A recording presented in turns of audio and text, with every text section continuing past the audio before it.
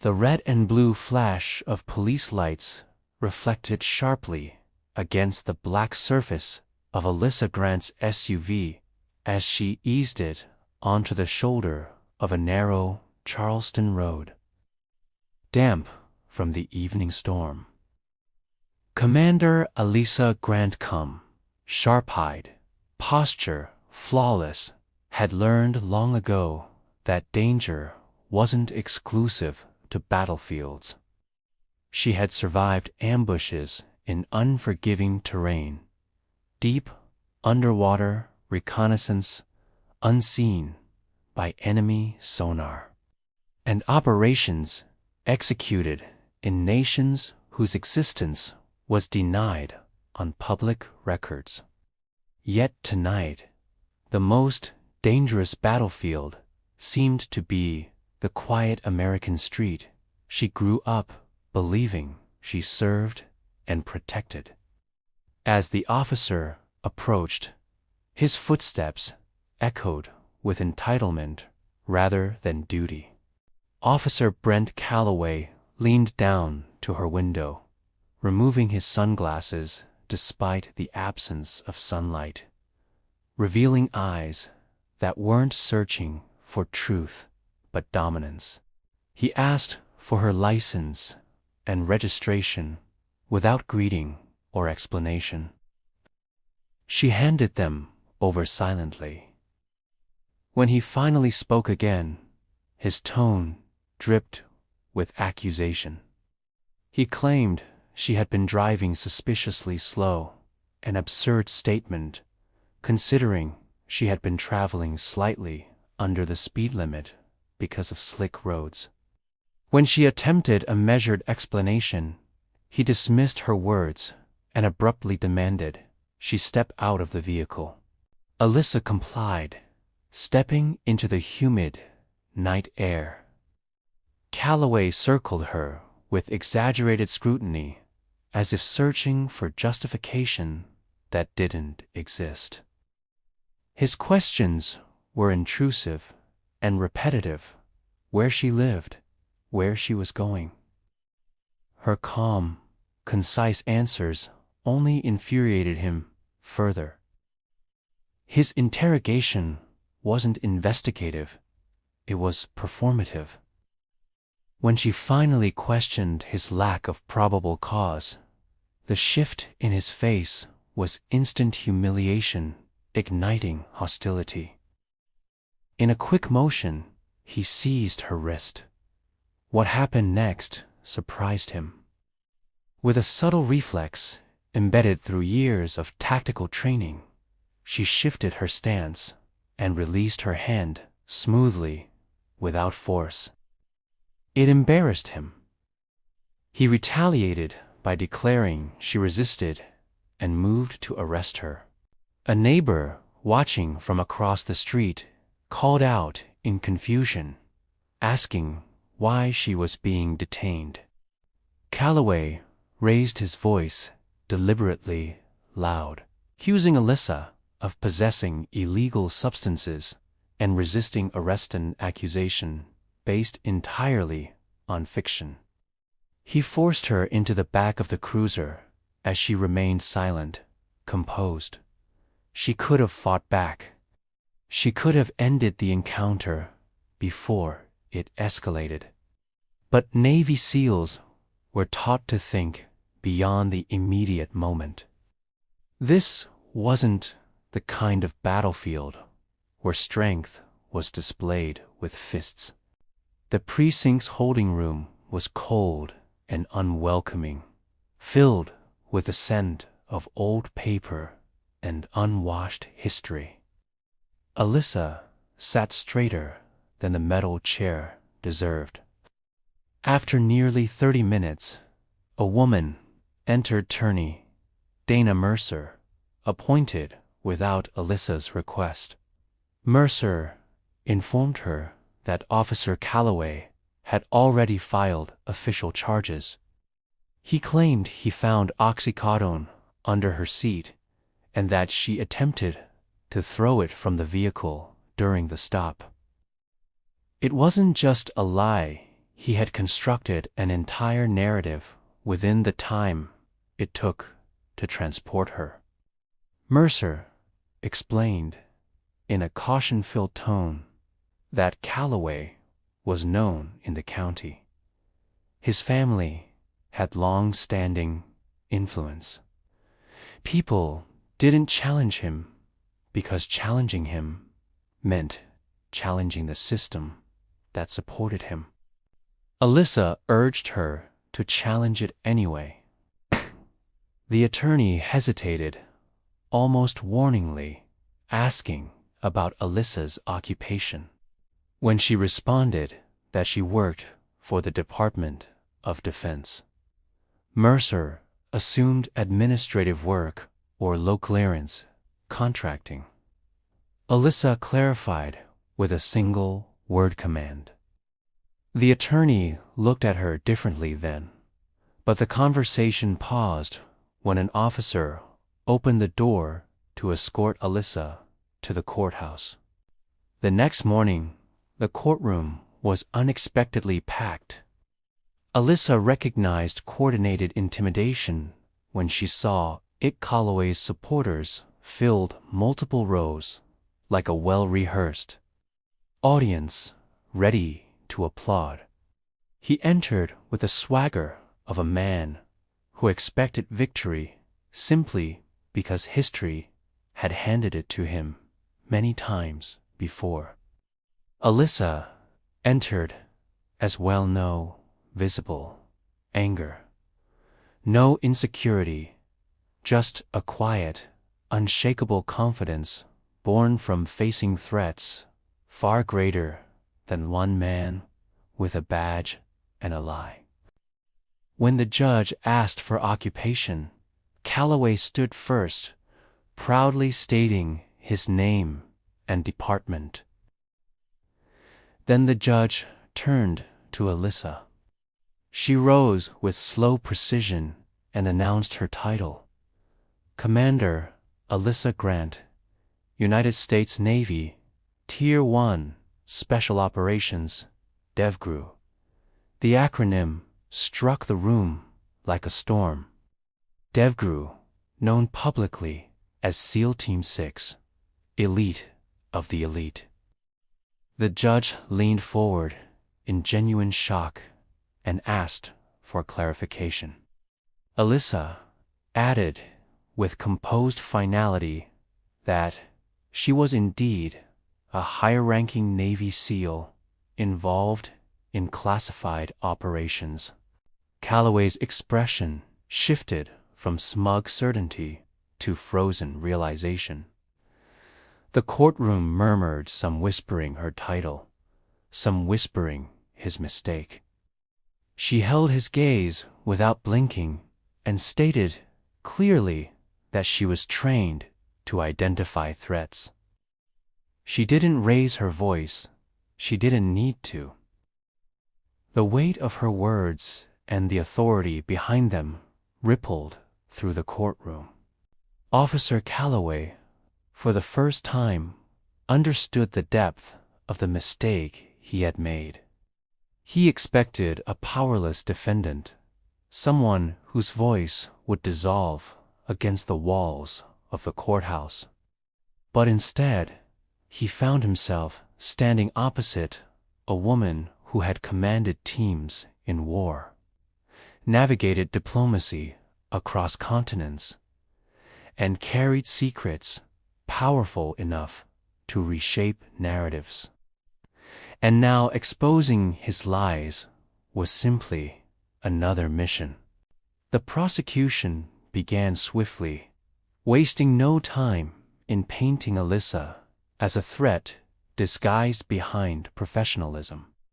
They positioned her as an unpredictable, combat-trained individual, unstable and capable of evasive maneuvers the average civilian would never even comprehend. The prosecutor, a man named Reed Hollister, leaned heavily on language that described Alyssa's military background as a double-edged sword. Commander Grant, he addressed her with exaggerated courtesy, "With your level of training, would you say you could physically disable an officer if you wished?" The implication was subtle, but effective for those who didn't understand military restraint. Alyssa simply replied that a surgeon can also kill with precision, but chooses not to. Her answer silenced a few whispers, but fueled others. Reed continued building his narrative with carefully rehearsed lines about how drugs infiltrated communities and how even people in trusted positions were caught smuggling or abusing opioids. He emphasized the size of the bag of oxycodone supposedly retrieved from Alyssa's car, claiming it indicated distribution, not personal use. The courtroom absorbed his speech with gasps and narrowed glances, more influenced by the idea of a scandal than the absence of evidence. Officer Calloway took the stand next, offering his version of events with dramatic detail. He described Alyssa as immediately defensive, evasive, and nervously reaching beneath her seat as he approached. He spoke about how she allegedly attempted to toss the bag out of her window and how her sudden movements indicated intent to flee. Every word he spoke rolled confidently off his tongue, polished from countless rehearsals. It wasn't the first story he'd sculpted to fit a scoreboard rather than reality. Alyssa watched him quietly, taking notes with the precision of someone trained to notice patterned speech, pacing, eye movement, hesitations. Opponents in war lied out of survival. Calloway lied out of habit. But while everyone in the room seemed to drink his words, Alyssa noticed something in the gallery: a woman in a gray blouse, sitting stiffly beside a thin, anxious teenage boy. They flinched at Calloway's smug tone, not random spectators familiar with him, afraid of him. The boy avoided looking at the officer altogether. Alyssa locked that detail away. When it was her turn to speak, Dana Mercer stood beside her. Alyssa answered questions with concise honesty. No theatrics, no weaving emotional narratives. She described the storm, her speed, her request for a sergeant, and how personal restraint mattered more than ego. But reality wasn't dramatic. Lies were. And in courtrooms drama fed juries. Reed seized on her composure and turned it against her. "Look how calmly she speaks," he said, circling her as if assessing a wild animal in a cage. "That is training. That is psychological conditioning. She has been trained to resist interrogation, trained to maintain control of her heart rate under pressure, trained to deceive." He let silence hang. It was manipulative brilliance. The jury leaned forward, some nodding. The story was shifting. Dana objected, accusing him of villainizing military service. But the judge simply asked Reed to stick to the facts without reprimand. He smirked, knowing he had struck the right nerve. During the recess, the hallway buzzed with gossip. Alyssa approached the woman and teenage boy she had noticed earlier. She introduced herself quietly and assured them she wasn't confronting them. The boy, no older than 15, wouldn't meet her gaze. The mother whispered, almost trembling, "He arrested my son last year, claimed he found pills in his backpack." Her eyes filled. But there were none. They kept pressuring us to take a plea. We couldn't afford to fight it. Alyssa's jaw tensed.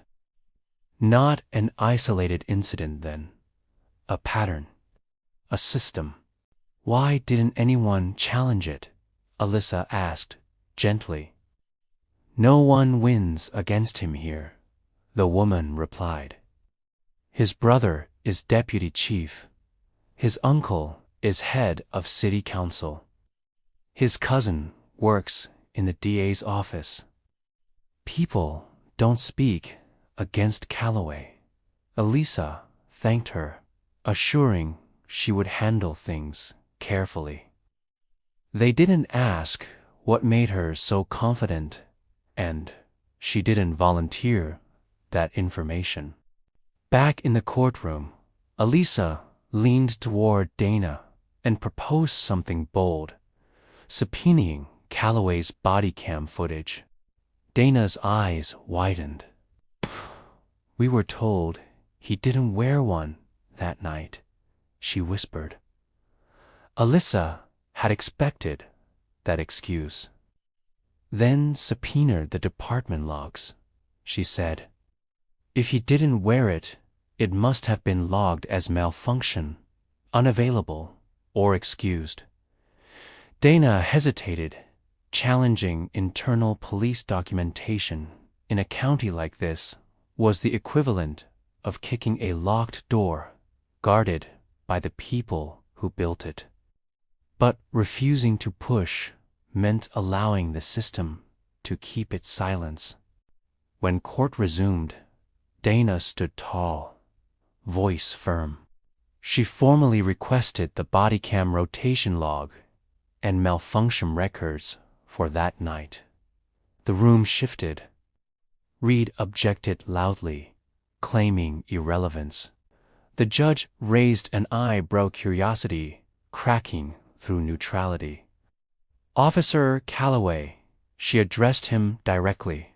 Were you equipped with a body cam at the time of the arrest? Calloway's throat flexed before he answered.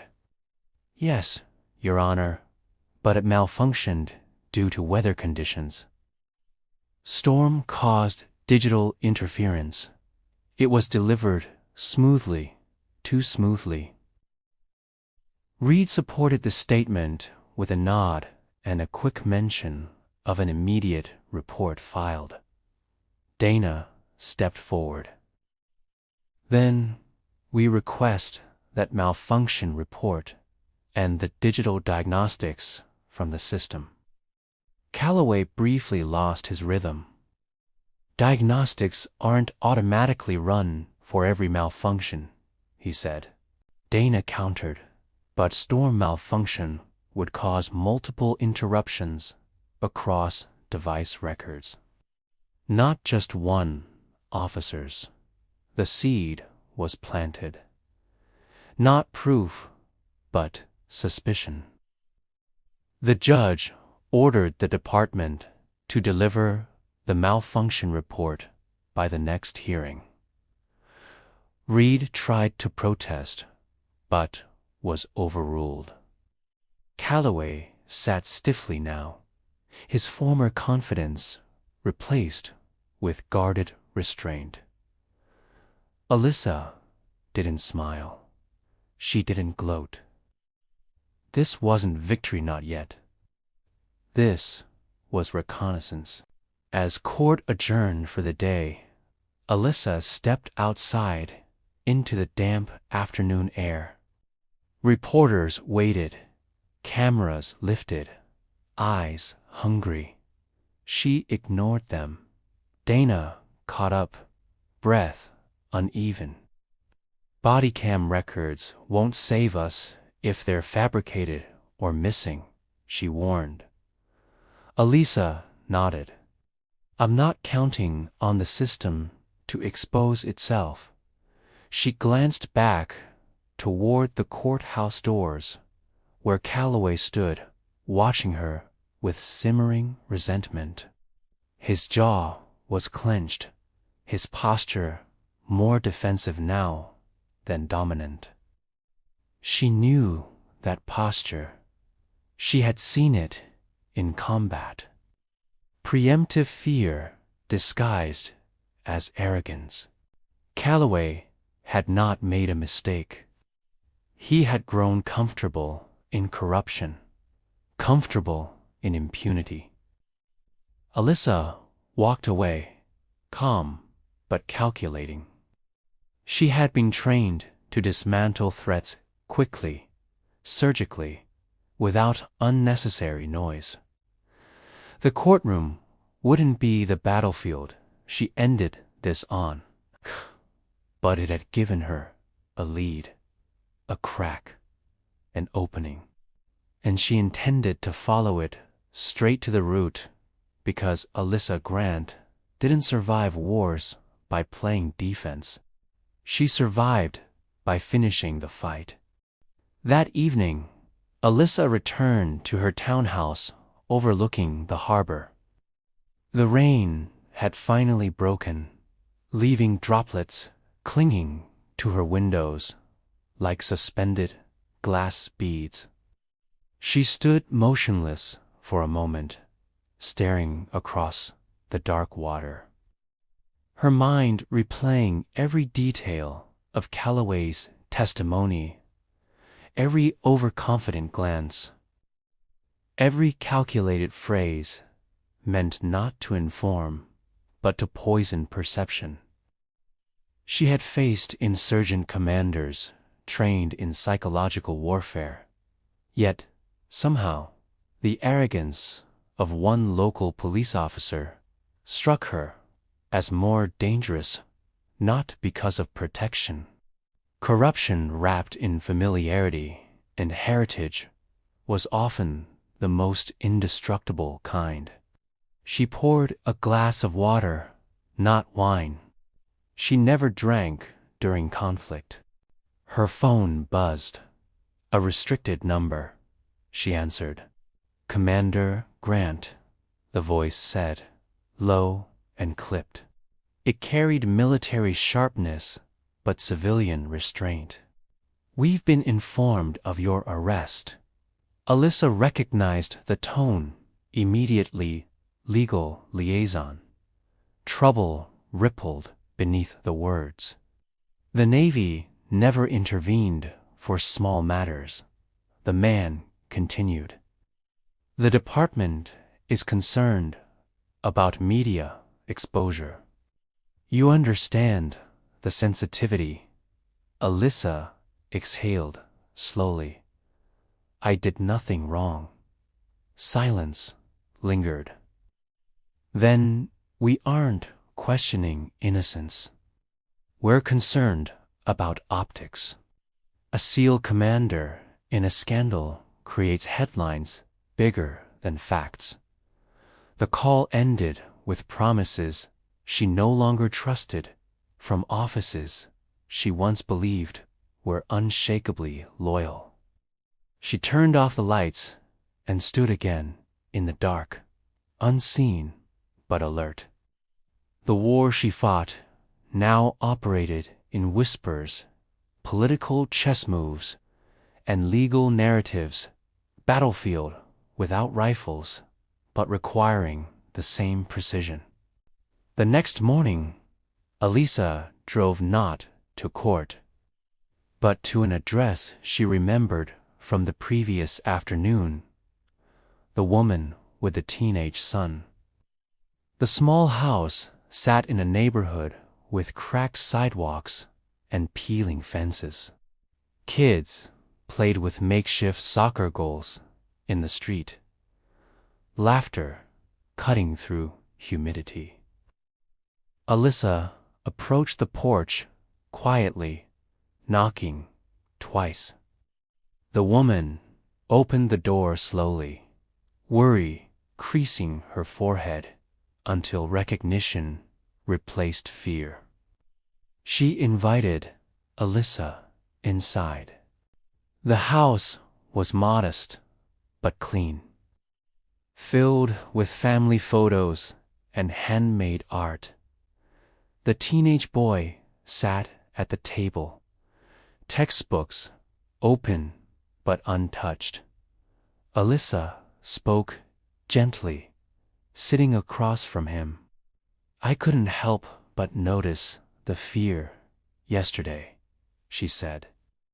"You don't have to tell me anything you're not ready to say."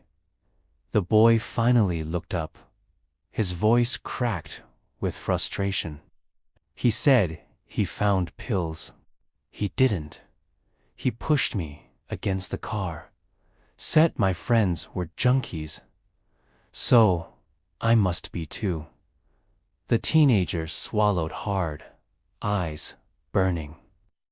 "I told him I didn't have anything, and he said resisting was a crime. They found nothing, but they charged me anyway." Alyssa kept her voice level. "Did your attorney challenge it?" The boy's mother answered for him. "We couldn't afford a fight. The DA offered a plea probation, but a record. They told us if we fought and lost, he could be tried as an adult next time. We signed." The shame in her voice wasn't hers to hold. Alyssa asked permission to record their account. She explained nothing in detail, only that their story might matter. The mother agreed quietly, her hands shaking as she clasped them together on her lap. When Alyssa stood to leave, the teenager looked at her and spoke with unexpected steel. "Do you think you can make him stop?" Alyssa paused at the doorway. "I don't make promises," she answered, "but I finish missions." After leaving, Alyssa drove to a small cafe near the edge of town, a place rarely visited by lawyers or police. Dana Mercer was already there, stirring her coffee with nervous precision. Alyssa sat down and placed her phone on the table. She replayed the recording. Dana listened, her posture stiffening. When it finished, she slowly leaned back. "There's more," she murmured. "There has to be more." Alyssa nodded. "This didn't start with me more. That boy. Calloway is confident because he's been protected." Dana rubbed her forehead. "Pulling departmental logs won't be enough. They'll scrub anything that matters." Alyssa knew she was right, but she hadn't come unprepared. She slid a flash drive across the table. Dana stared. "What is this?" Alyssa answered calmly. "I accessed publicly sourced arrest records from the last 4 years. Calloway's numbers spike in sudden clusters, particularly before budget reviews and promotion cycles. The charges are similar. The demographics identical." Dana clicked her tongue. "They used arrest statistics to justify increased funding." Alyssa finished the sentence. "And to create measurable performance." The cafe noise softened around them. 2 conspiracies, one incidental, one incidental, one incidental rescission. Dana leaned closer. "This is dangerous, Alyssa. Exposing a corrupt officer is one thing. Exposing systemic manipulation backed by family connections will make this a political war. Alyssa's response was simple. I fought wars, but Dana wasn't finished. Military wars have rules. This one doesn't. That evening, as Alyssa walked through the parking lot toward her SUV, she noticed a black pickup idling near the exit, lights off, engine low.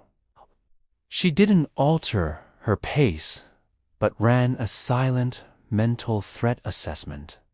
Distance, speed, cover, angles. The truck rolled forward slowly, falling in behind her. She unlocked her door, but paused before entering. The truck stopped beside her, window lowering by inches. A voice, unfamiliar but hostile, spoke from the shadows. You should drop this, Commander. The way her title was spoken wasn't respectful, it was a warning. Alyssa locked eyes with the figure inside, memorizing features obscured by the dark. Who sent you? She asked. The truck didn't answer. It rolled away and disappeared into the street. Alyssa stood motionless in a lot, watching until the taillights vanished. She wasn't afraid. Fear didn't keep her alive, awareness did. But the message was clear. This wasn't just Calloway protecting ego. It was a network protecting legacy. She got into her SUV and sat in silence before starting the engine. Whoever wanted her quiet thought, intimidation would be enough. That was the mistake. She didn't fight because she was angry. She fought because she couldn't walk away while others were buried under lies. The stormy court case had become something else entirely, and Alyssa Grant was no longer preparing a defense. She was preparing a takedown. The courthouse felt heavier the next morning, as if the walls themselves anticipated conflict. Alyssa entered with Dana at her side, the attorney carrying a visible mix of caution and determination. Across the room, Calloway sat stiffly, his leg bouncing in tiny, restless motions. His entourage wasn't as large today, only a handful of familiar faces from the department, and a couple of suited men Alyssa recognized immediately. Not officers, not lawyers, political observers. That meant someone higher up was worried. The judge requested immediate updates on the body cam report. Reed claimed delays, citing processing issues. It was expected, but still useful. Dana calmly pushed forward, announcing officially that she was expanding her defense to include potential misconduct and repetitive patterns of corrupted arrests under Calloway's badge. A ripple of whispers danced through the gallery. The judge's eyebrows rose slightly, a signal that Alyssa and Dana were no longer playing defense, but shifting to offense. Reed objected, calling it slanderous character attack, but Dana stood straighter than she had in any previous hearing. She wasn't nervous. Now she was ignited. She presented preliminary arrest data and patterns. The judge acknowledged the material, neither accepting nor dismissing it, but ordering the police department to produce documentation within 48 hours. When the court recessed, Ree cornered them in the hallway. His calm facade had cracked, irritation bleeding through his practiced professionalism. "You're turning this into an unnecessary war," he said. Alyssa didn't blink. "Truth isn't war," she replied, "unless you're afraid of it." Reed shook his head. "You don't understand the ecosystem of this town." Alyssa's tone chilled. "Ecosystems evolve, collapse." Reed stepped closer, lowering his voice. "Walk away while you still can." Alyssa answered with the same deadly clarity she once used negotiating with adversaries overseas.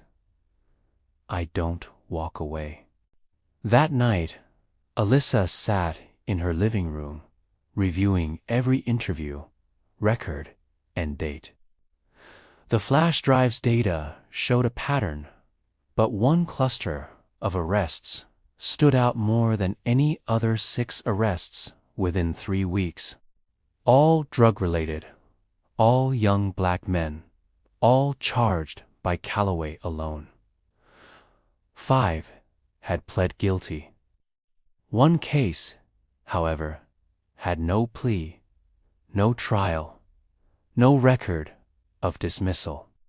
It simply stopped existing. The name was redacted. Why? She needed more.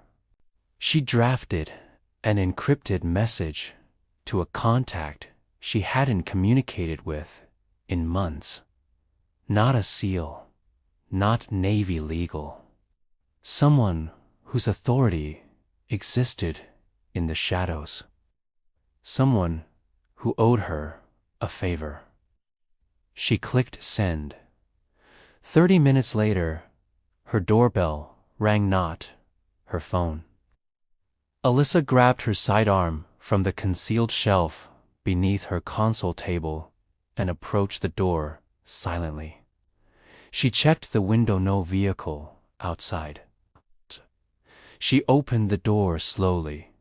A teenage girl stood alone on her porch, drenched from rain, eyes red as if she'd been crying for hours. Alyssa holstered the weapon discreetly behind her. "Can I help you?" she asked gently. The girl wiped her face with her sleeve. "I heard. You're the one fighting Officer Calloway." Alyssa nodded, stepping aside to let her in. The girl hesitated, then entered, glancing around the room nervously. Her voice cracked as she spoke. "My brother, his name was Marcus. He's the one missing from your files." Alyssa's stomach tightened. What happened to him? The girl sat on the edge of the couch, fingers twisted together in knots. "He was arrested last year. They said drugs. He never touched that stuff.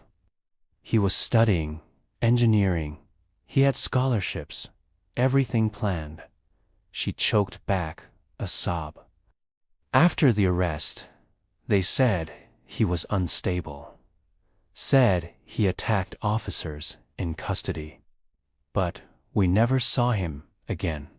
The room fell into silence, so thick it made breathing feel intrusive. Alyssa sat beside her, voice calm. "Did anyone tell you where he was transferred?"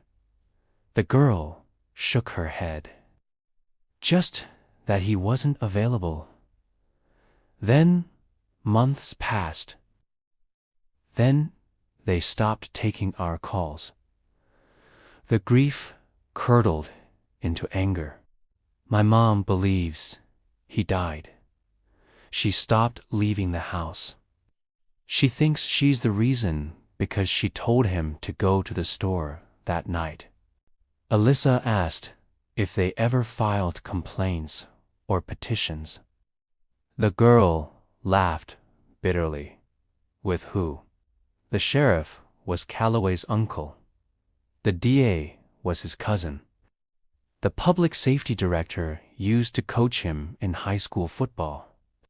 Everyone in this town is either related to them, works for them, or owes them. Her voice dropped to a whisper. The day after we asked too many questions, my mom got fired from her job at the city office. Alyssa closed her eyes for a long moment. This wasn't a case. It was a cover-up. Not just to protect Calloway's numbers, but to hide whatever happened to Marcus. The girl handed Alyssa a crumpled notebook. Inside were letters Marcus wrote his family from holding short, rushed, scared. The tone changed abruptly near the end. The last entry simply read, "They're moving me. I don't know where. Something isn't right. If you don't hear from me, don't stop looking." Alyssa looked at the teenager, whose eyes pleaded without words. "I won't stop," Alyssa said, "but I need you and your mother to stay safe. Don't confront anyone. Don't ask questions. Let me handle the rest." The girl nodded slowly. Relief and fear intertwined. After she left, Alyssa sat in silence. War zones taught her about power voids, criminal networks disguised as government, communities controlled through fear. She had dismantled those overseas, under secrecy, but now she would have to do it under the scrutiny of the American justice system. Except this time, she wouldn't need military tactics. She needed evidence, and she needed the right witness. She needed Marcus, dead or alive. As Alyssa stared at the final note in the notebook, she felt an old, familiar sensation, cold, resolute fire in her bloodstream. This wasn't defense anymore. This was extraction, and she was going to bring the truth home. The next morning, Alyssa returned to the courthouse, armed not with weapons, but with meticulous strategy. She had spent the previous night reviewing every public record, every arrest log, and every anomalous note in Marcus's letters. One thing was certain: Marcus hadn't vanished by accident, and if the system could hide him once, it could do it again. She needed proof, something tangible enough to force the police department to respond without hiding behind bureaucracy. Dana, ever the cautious strategist, had spent hours preparing motions to compel internal documents, and Alyssa knew that the judge would now be attentive, not simply because of her title, but because the pattern she had unearthed suggested a deeper threat than a simple traffic stop. Inside the courtroom, Alyssa presented her first formal motion. It wasn't dramatic, but the documents were damning.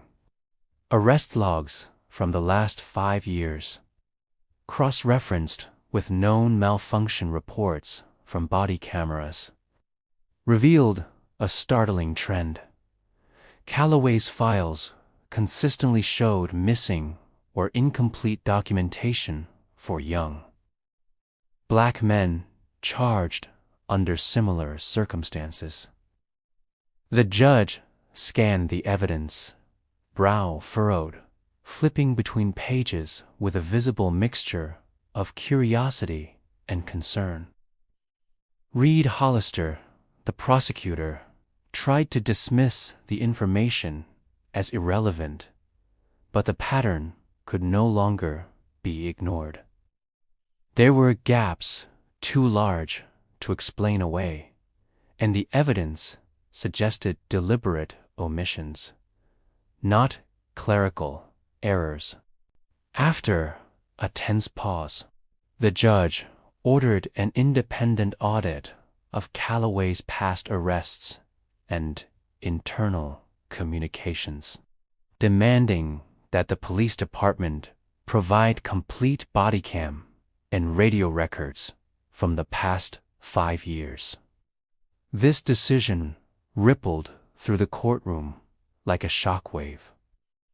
Calloway's demeanor shifted.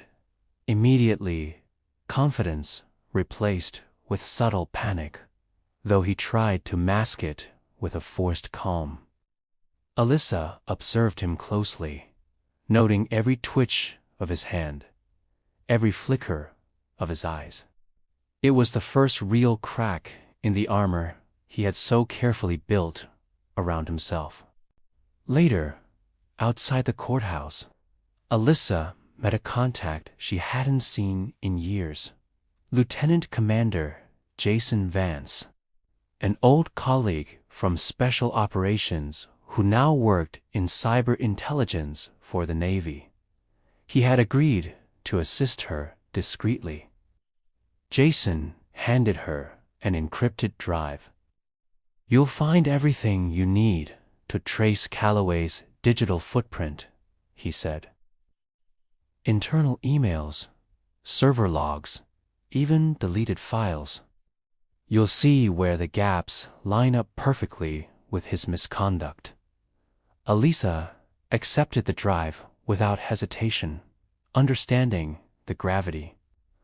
With this data, she could map not only Calloway's lies, but also the hidden mechanisms that allowed him to manipulate arrests, erase records, and intimidate families like Marcus's.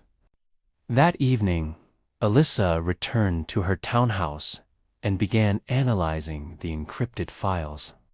Hours passed as she connected dots between internal police messages, body cam logs, and civilian reports. The picture that emerged was far worse than she had imagined.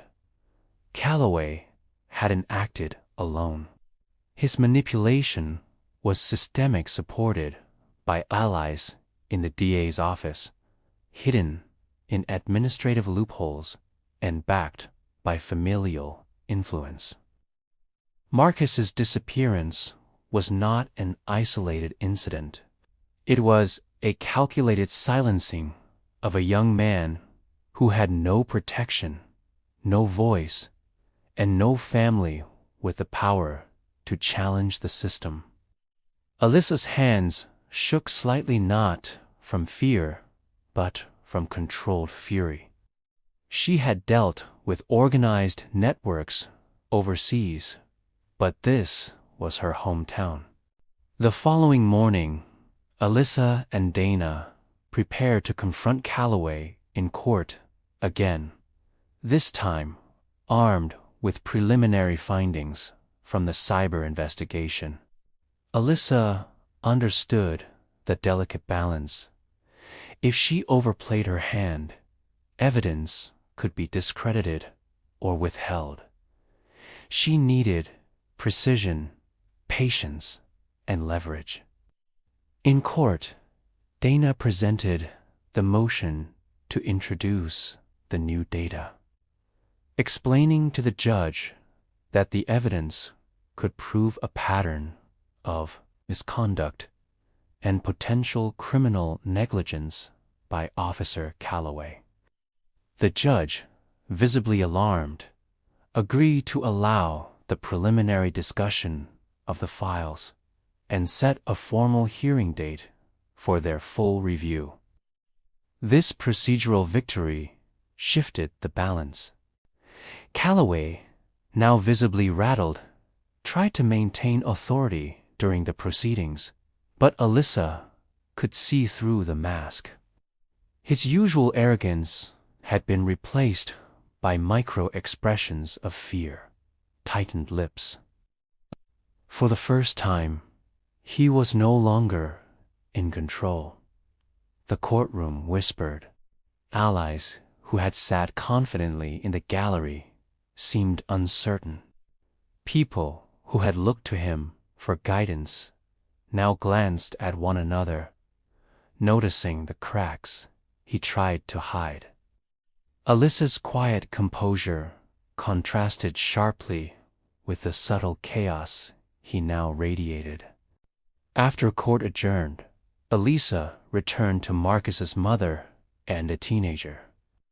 She brought only reassurance, knowing that any hints of her strategy could make them vulnerable. Calloway's reach is long.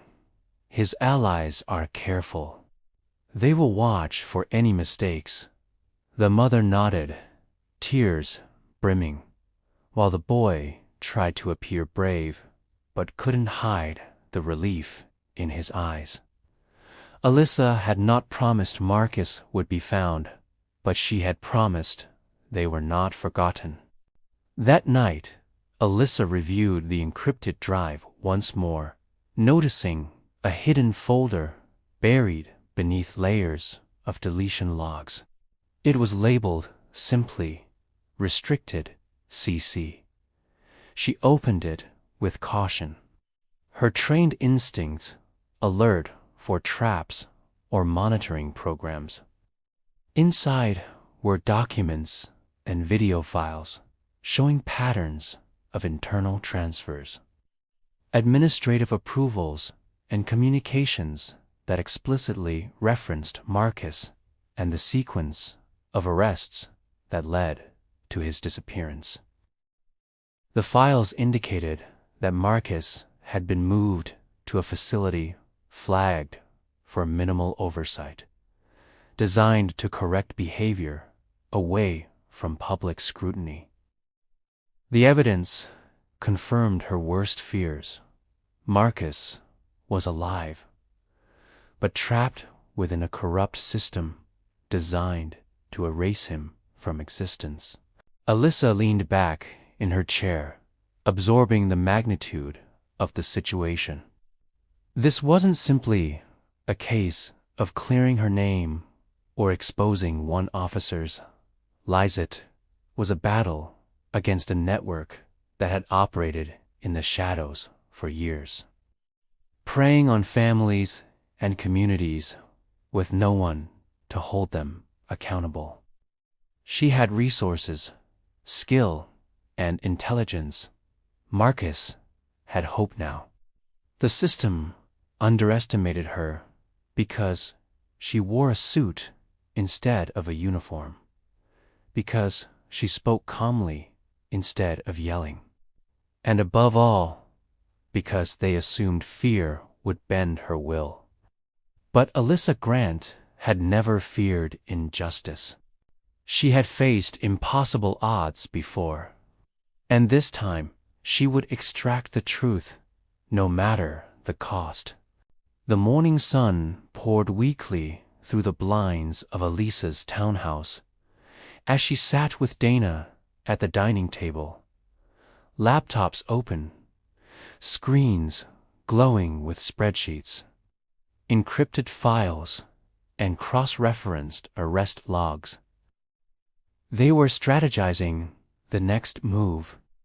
Alyssa knew that the courtroom could only do so much. Truth could be delayed, distorted, or dismissed, but evidence, combined with pressure from the right channels, could force change. The judge's order for internal audits had given them leverage, but Alyssa also recognized the risks. Calloway was not just a man protecting ego. He was a linchpin in a network that thrived on intimidation, silence, and manipulation. Any misstep could endanger Marcus further, or even bring retaliation against Marcus's family. Dana reviewed their notes again. We can push for a preliminary injunction to prevent Marcus from being moved or further hidden while the audit is ongoing. But we'll need proof he's being held somewhere improper. Alyssa nodded.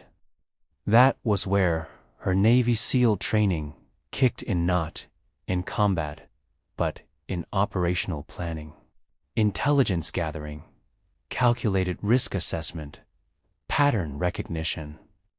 Marcus's last known facility had gaps in oversight, but Alyssa had noticed inconsistencies in transfer records. Some logs were overwritten, timestamps suspiciously identical, and communications encrypted through channels that no ordinary citizen could track. She knew exactly where to start.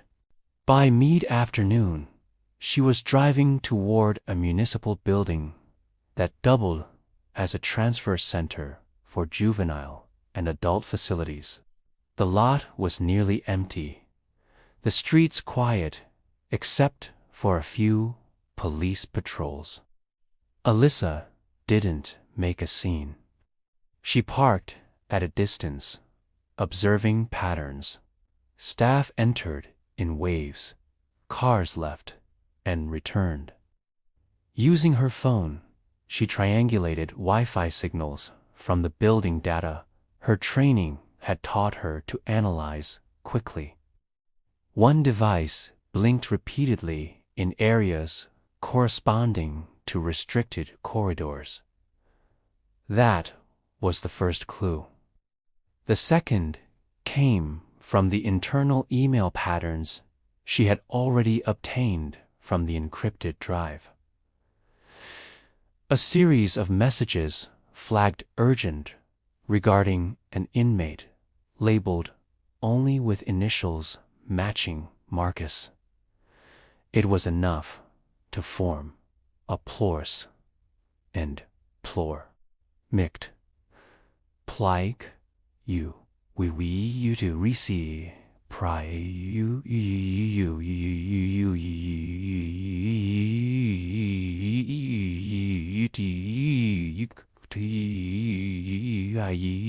to delay to you to you wake was to this way so be you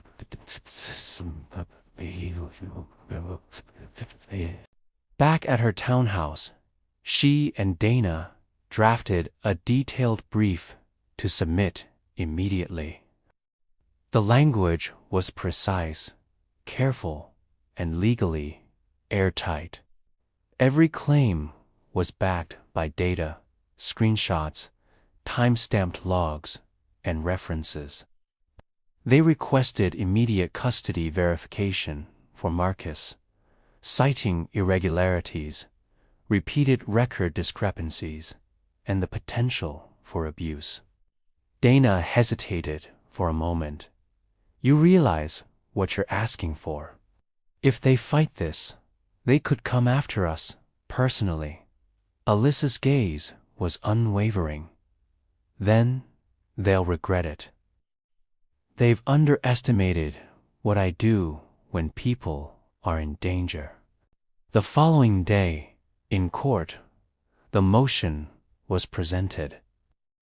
Calloway tried to object, claiming the evidence was circumstantial, citing technical jargon about encrypted logs and data validity.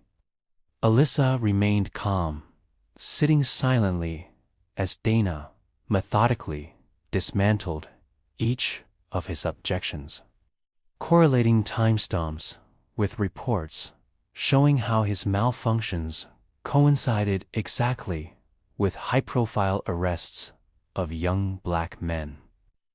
The judge leaned forward, clearly intrigued, flipping through the documents that outlined patterns far beyond a simple traffic stop. Murmurs rippled through the courtroom. Journalists scribbled notes, and even some of Calloway's allies shifted uneasily in their seats. For the first time, the once imposing officer appeared vulnerable. Later that evening, Alyssa returned to Marcus's family to deliver a cautious reassurance. She had submitted the motion and anticipated court approval within hours. "If the court acts on this," she explained, "we can verify where Marcus is and prevent any further manipulation." The mother's eyes welled with tears. But the boy, older, wiser now, from months of uncertainty, looked at Alyssa with cautious hope. "Do you really think we can get him back?" he asked quietly. Alyssa nodded. "I know we can. But we have to move carefully. Any sudden action could trigger them to hide him further." Then, as night fell, Alyssa received an anonymous tip. The message was brief. "Marcus is being held at the old industrial facility on Harding Street. He will be moved tonight. Watch carefully." Alyssa's pulse quickened not from fear, but from urgency. She knew that any misstep could cost Marcus weeks, months, or worse. She immediately began planning, cross-referencing the tip with building layouts she had previously obtained from public records. Security patterns, shift changes, access points, all noted. The Navy SEAL approach came alive. Silent reconnaissance, observation without exposure, preparation before engagement. By dusk, Alyssa positioned herself near the facility, concealed by shadows, scanning exits, security cameras, and patrol patterns. She noticed the truck from a few nights ago, parked near the alley behind the building, engine off. Her instincts screamed observation. Inside, she could see faint movement, a figure pacing in one of the second-floor windows. Not Marcus, too small, but likely a guard or monitoring officer.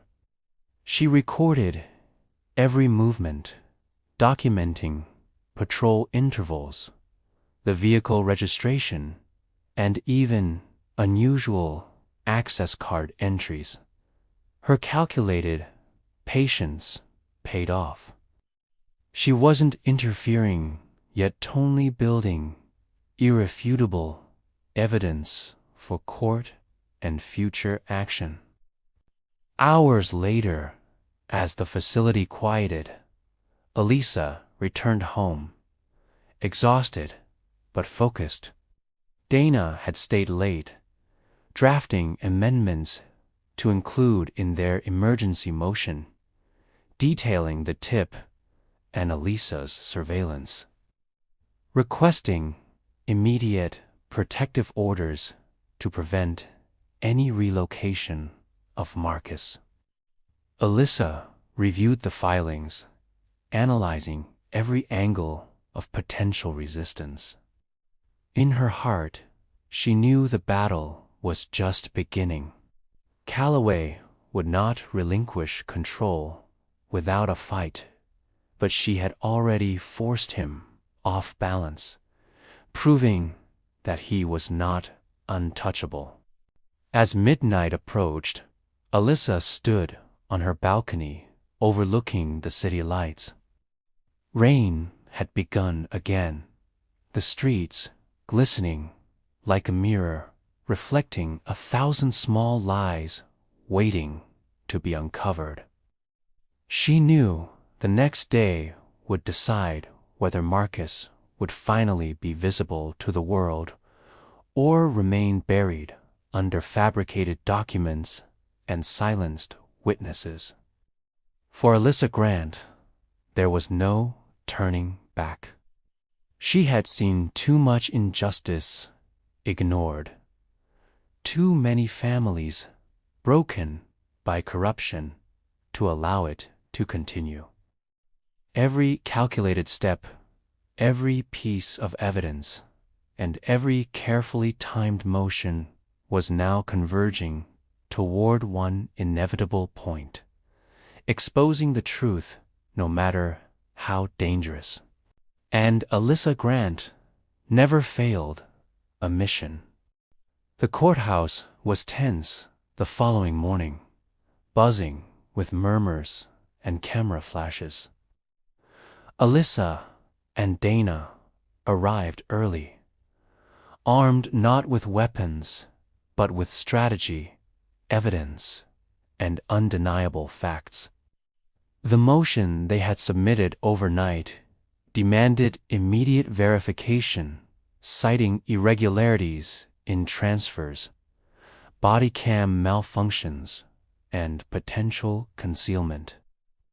The judge, visibly intrigued by the depth of evidence, instructed the police department to respond immediately. Within minutes, a senior officer appeared, flanked by two deputies, holding a tablet that displayed digital logs and facility reports. The courtroom held its breath. Alyssa rose with measured calm. "Your Honor," she began, "these documents show discrepancies in Officer Calloway's logs. They indicate my clientor, in this case, Marcus, has been moved multiple times without proper notification or oversight. This is not procedural error. This is concealment."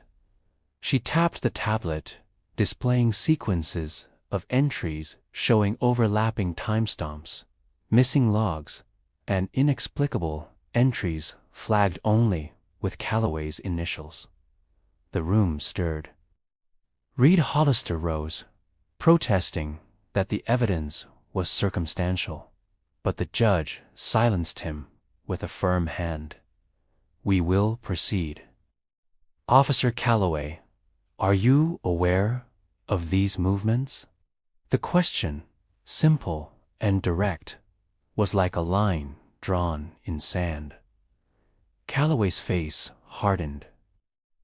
He tried to maintain composure, but every micro-expression betrayed the cracks Alyssa had already noticed. His jaw clenched, his fists tightened, his leg bounced with restless tension. Alyssa continued, pacing the courtroom floor subtly, using every movement to emphasize precision and control. "Commander Grant has identified patterns consistent with concealment of a minor under her jurisdiction of concern. We request immediate custody verification." The judge nodded.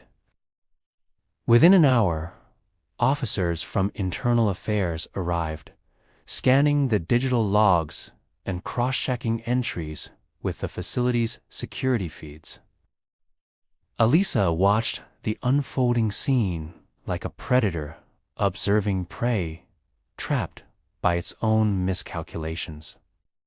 Calloway realized he could no longer rely on his usual intimidation tactics. The system that once protected him was now under scrutiny. Outside, the media sensed a shift. Cameras flashed, reporters scribbled notes furiously, and whispers ran through the gallery. Calloway's supporters looked anxious, their confident facade slipping. Even his own lawyer seemed uneasy. A subtle hesitation in speech betraying a dawning understanding that this was no ordinary case.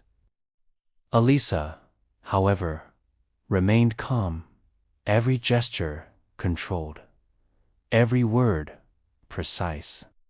She had faced ambushes, traps, and high-stakes missions in hostile territories, but nothing sharpened one's focus like injustice, threatening someone innocent, someone powerless.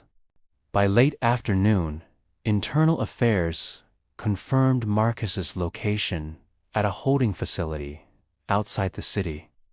Alyssa requested and was granted immediate permission to visit him under supervision. The journey there was silent. Dana navigated while Alyssa planned every contingency in her mind, mapping exits, potential threats, and points of surveillance. They arrived at the facility without incident, but Alyssa's keen observation caught a shadow moving behind a partially closed door. Her instincts told her someone was watching, likely a last attempt by Calloway's network to intimidate or interfere. Inside, Marcus appeared thin, pale, and wary, but alive. His eyes widened when Alyssa approached. "Commander Grant," he whispered, disbelief mingling with relief. Alyssa knelt to his level, keeping her voice calm yet firm. "It's me, Marcus. You're safe now, but we need to move carefully. You were forgotten by a system meant to protect you, but we're going to fix that." He nodded, swallowing hard. The weight of months, maybe years, of fear and uncertainty seemed to crack slightly as trust began to rebuild. Dana handled the administrative side, ensuring Marcus was officially verified and monitored while Alyssa spoke privately with him. She listened as he described what had happened during his confinement. Confusing transfers, officials ignoring basic human rights, and repeated assertions that someone like you doesn't matter here. Alyssa's jaw tightened. This wasn't merely misconduct. It was deliberate erasure. She reassured him, explaining the evidence gathered, the patterns uncovered, and the upcoming legal strategy to hold Calloway accountable. Marcus's eyes reflected cautious, hopa, fragile, precious thing. Meanwhile, back at the courthouse, Calloway was already feeling the heat. His badge, once a symbol of authority and protection, had become a liability. The internal audit, combined with Alyssa's evidence and Marcus's verified presence, stripped him of the facade of invincibility. Allies whispered among themselves. Reed Hollister struggled to maintain control in court, fumbling through legal jargon that could no longer obscure the truth. For the first time, Alyssa realized that Calloway's ego was vulnerable, not because of her military skill, but because of pure transparency. Truth was an instrument sharper than any blade. By nightfall, Alyssa returned Marcus safely to his mother and younger brother, under conditions that ensured their protection. The reunion was quiet, filled with tears, gratitude, and an overwhelming sense of relief. Alyssa didn't linger. Her work wasn't finished. Calloway remained unexposed in full, and the network that enabled his misconduct still operated behind closed doors. But she had delivered a blow that could no longer be ignored. Marcus was alive, verified, and no longer hidden by lies. Driving home, Alyssa reflected on the day's victories. Each step had required patience, intelligence, and controlled precision. She hadn't needed violence. She hadn't needed chaos. Her mission had been accomplished through observation, preparation, and calculated action, the same skills that had saved countless lives overseas. Yet, she knew the confrontation wasn't over. Calloway would strike back in subtle, insidious ways.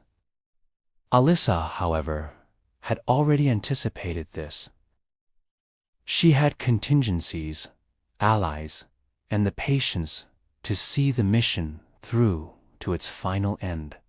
Standing on her balcony that night, the city lights reflecting in the rain-soaked streets below, Alyssa allowed herself a brief moment of satisfaction.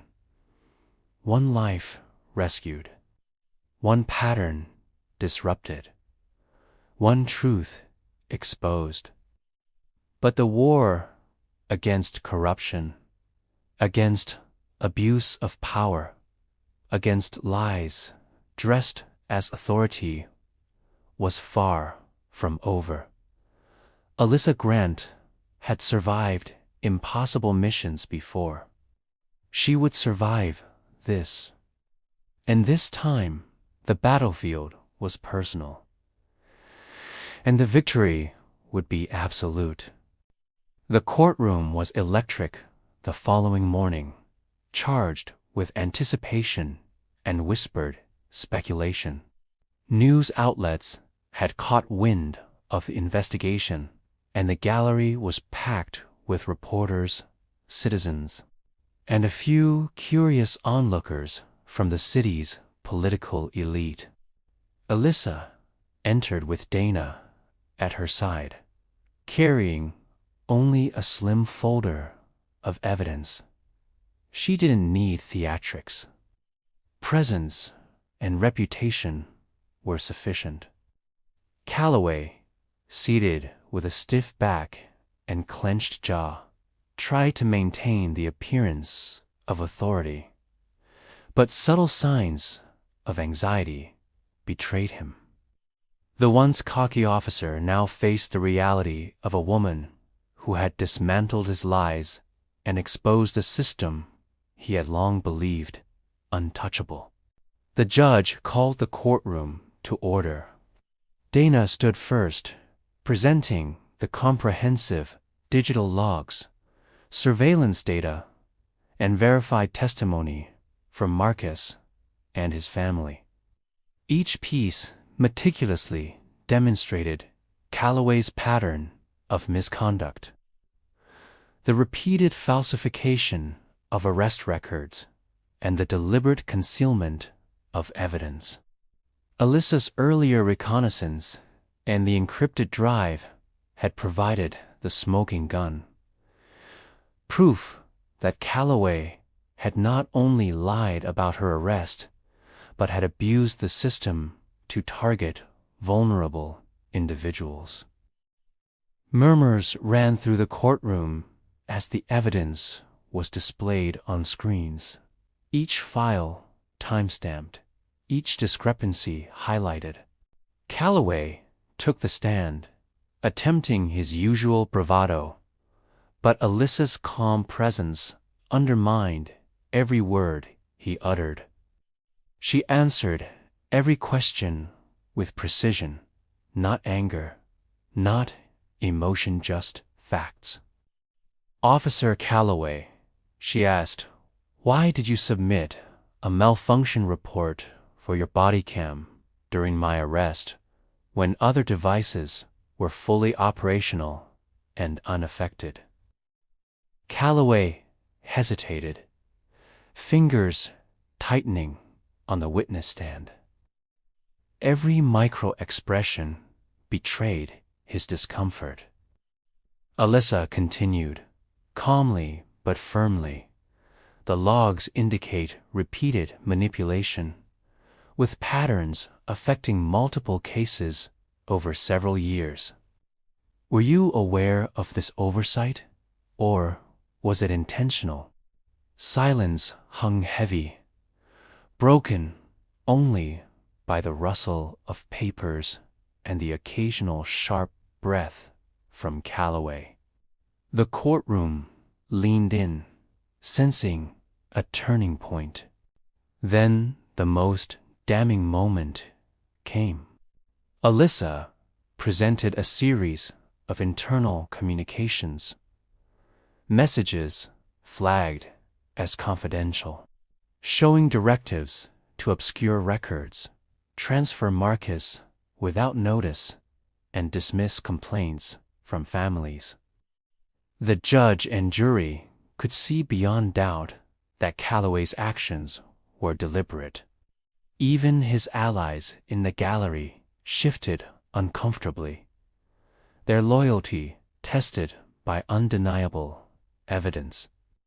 Calloway's lawyer tried to argue technicalities, but the judge cut through it with decisive authority. We are dealing with the deliberate obstruction of justice. Procedural arguments will not hide the truth presented here. Outside, news crews gathered, broadcasting updates as word spread that a high-ranking Navy SEAL had successfully exposed corruption within the local police. Alyssa remained composed, watching from a side entrance, aware of the spectacle, but focused on the mission. Marcus, reunited with his mother and brother, sat quietly, still processing the whirlwind of vindication and fear. Alyssa approached them, kneeling to speak softly. Your story has been heard. You're safe now, and no one can erase that. The courtroom deliberation lasted only a few hours before the verdict was announced.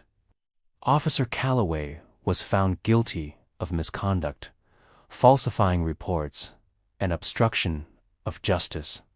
The sentence included immediate suspension, mandatory retraining, and a criminal review for his repeated abuses. Whispers filled the room as the gravity of the ruling sank in. For once, arrogance and power were held accountable in a system built to protect them.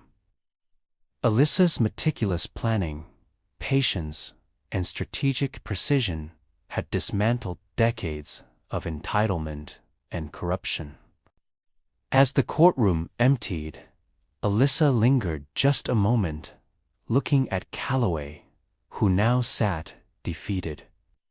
Stripped of authority and facing the consequences of his lies, she didn't gloat. She didn't need to. The mission was complete. Marcus's family approached her, tears and gratitude in their eyes. You gave him back to us, Marcus's mother whispered. Alyssa shook her head gently. You never lost him.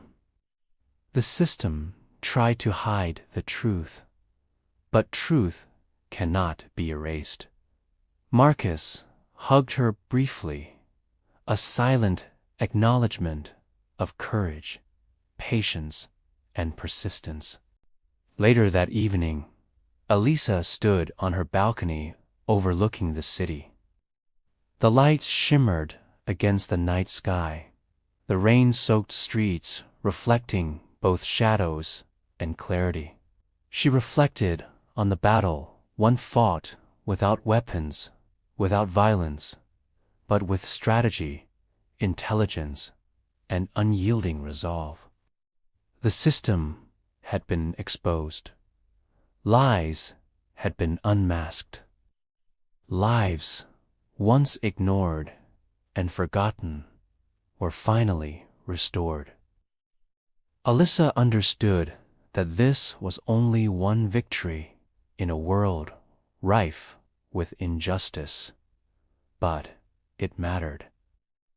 One life saved, one network dismantled, one truth revealed, that was enough to honor her mission. For Alyssa Grant, Navy SEAL and defender of the powerless, the operation had concluded. The battlefield had shifted from foreign lands to her hometown, but the principles remained the same. Observe, strategize, and execute with precision. She had faced deception, corruption, and intimidation, emerged victorious. The world may never fully understand the extent of the challenge, but those she protected would never forget. She turned from the balcony, her mind already scanning the next horizon, ready for the missions yet to come. Justice had been delivered, and the truth, once buried, now stood unshakable. And Alyssa Grant walked away, mission complete. A silent guardian whose presence alone ensured that the powerless had someone in their corner. Someone willing to fight, someone impossible to intimidate.